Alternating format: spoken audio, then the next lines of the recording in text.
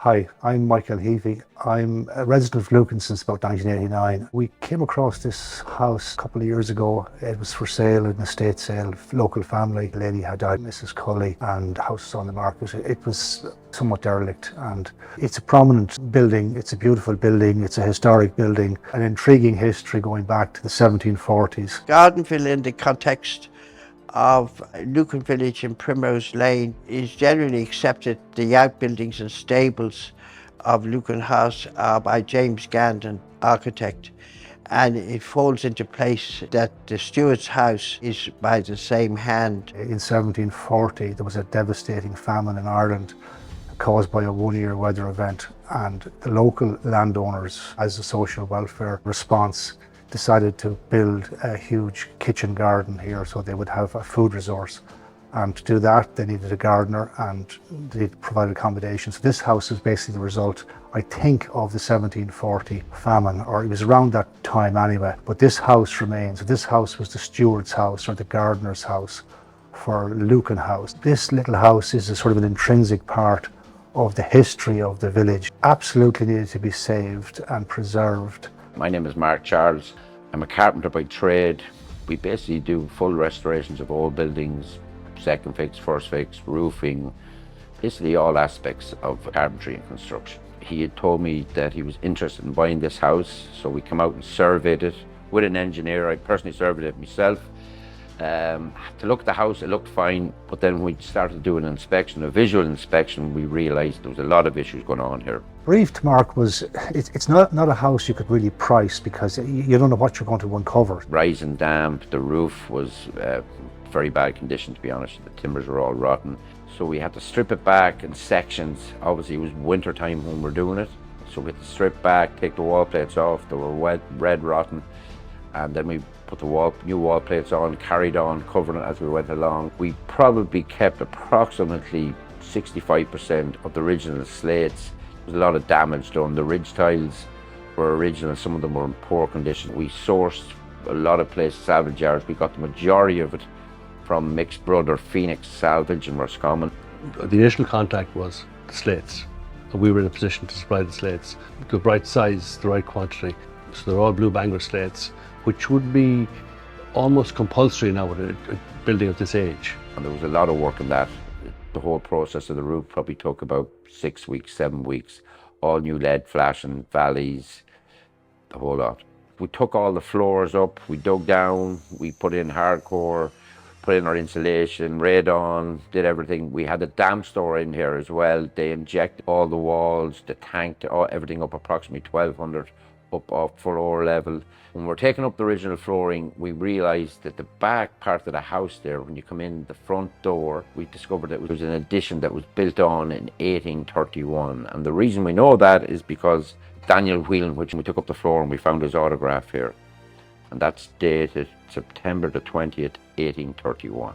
We looked into his backstory and we discovered he was the steward here, or the carpenter to the estate, and he appears in the census in 1833 in Lucan Village. So then we took up all the flooring that was upstairs on the floor joists. A lot of it was gone beyond repair, a lot of rising damp or very thin. Some of the floors were double skinned with approximately 2 by 12 mil or half inch. They were laminated over each other, the flooring, so it just wasn't sufficient for what we were going with again. So we sourced new flooring, actually, which came from a Key Barracks. Yeah, it's pitch pine that we sourced for all the upstairs floors. For the downstairs, between all the flooring, we were able to do the living room and the study in the original flooring. We've supplied flooring, some of the joinery work, architrave, a couple of doors, some of the shutters. Because it's a listed building, all the windows had to be kept, so we had to get them fully restored. A lot of them were in pretty bad shape now. The whole thing about these windows is that they're balanced properly. The what? They're balanced, yeah. So they'll slide up and down properly. Slide up and down properly. But we got them back, glass repaired. But to make sure you get the most open as possible. I'm 32 years doing these now. Yeah. And the thing is, I never took out a window that was balanced properly. Right. They were always overweight. Yeah, they get stuck on one side or the other. Yeah, they should slide up nice and... Just slide up and stay up. You can have a window balanced properly. And what can happen is, if the cord is too long and the weight is not, like, won't go up. And it's the opposite on the top section. Then all the shutters around the windows, they were never working properly. We had to address them, get them working again. We had to put on new architraves and stuff like that. There was an awful lot of work involved in that. The three main doors downstairs are the original doors. We had to extend them in height because the door openings years ago, the people were a lot shorter, so we had to extend them by approximately 200 millimeters in height. But they're all the original doors. Upstairs, there was two original doors. The rest of the doors from Phoenix salvage. To make a door, just as an example, would cost a lot more. Reproduce a door like that could cost £600, whereas we'd supply it for maybe 300. That's part of the attraction as well, but it's matching the sizes and the look. Could be 6-panel or 4-panel door. These are all part of the challenges. But I would say to people, get a sympathetic builder, start at the top, and don't put any door frames in. A door is a piece of furniture, and it makes a huge, if you have a new door in an old house, it jars. And remember, the first thing you put your hand on, you open the door, the house looks good, it looks original. If you have a new door, no matter how good the door is, it looks wrong. We do antiques as well, like the fireplace, anything old, anything of quality. And you usually, because of the years of training to make these pieces of furniture, the quality is there and the timbers were there. We have some of the best furniture in the world in Ireland.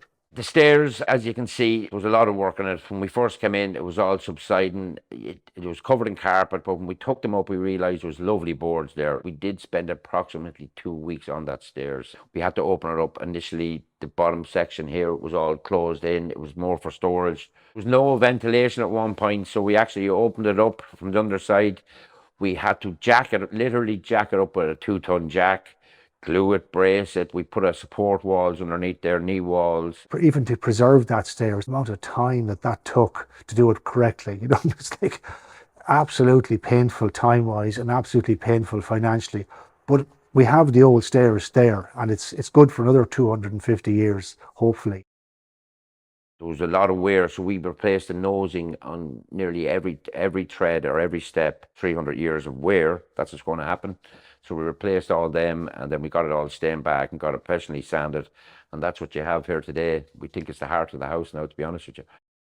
Kitchen, the layout has stayed the same. There was only really one way you could go about it. You got a local guy, Stuart Feely from Mullingar, SF Kitchen. He installed the kitchen with quartz countertops. It's bespoke. He sprays it, does all the work himself. Him and the client went through the specs, and that's what we come up with. We think it came out well. The people who live here have to pick, the colour schemes and bits and pieces. But overall, the fabric of the house has been preserved, diligently preserved, essentially. And after that, it's not a museum, it's a living space. So people who live in it have to be comfortable with the decor. And it's their taste, it's not mine. So good luck to them, When we came in then originally, when we started to do demolition, we found out that the original stones were down in the hallway here. So we got them up, we used them again out in the garden. So that's why we chose this tile. It's just to give you the original effect of hard stones. We put that in the kitchen, come hallway and utility. The garden, obviously, there was a wall in the middle dividing it, where the previous owner had a vegetable patch down the back.